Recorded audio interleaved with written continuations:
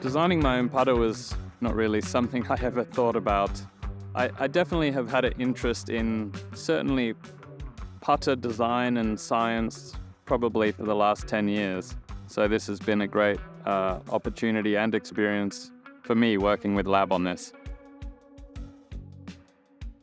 I've really enjoyed putting with the L.A.B the last few years on tour, getting to know the team, and I feel like it's been a very reciprocal relationship, and to have the opportunity to add some of the key points that I believe there should be in a putter with their technology, I think it was really an organic collaboration that hopefully leads to a putter that many people can enjoy.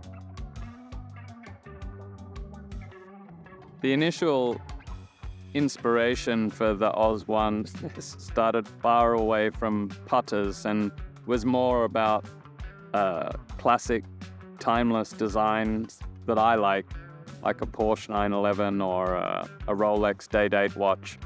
And so that was kind of the thing that it's always got to be looking good, no matter what time. It's not just going to be a fad at the moment. And that was the start point. And then, I think the nice thing was that we got to include some of the real L.A.B looks in this more conventional design mallet putter, let's say.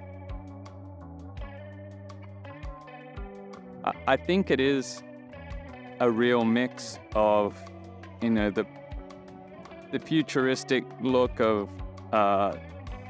very scientific putters, but also, relatable to the golfer who's always putted with more traditional looking putters. I've putted with a Mez for the last few years, and that top line, the triangular top line, I think is a very nice feature, and it was great that we were able to include that on the OZ.1. I was really led by, of course, the engineers at L.A.B because they know what they're doing and they've made great putters before. As the design was evolving and including all the technologies of a L.A.B putter, it was important to me wanting to add those initial feelings when you put a putter down. The way a putter soles, I think, is so important. And also the best putters I've picked up over my life have like this very instinctual alignment.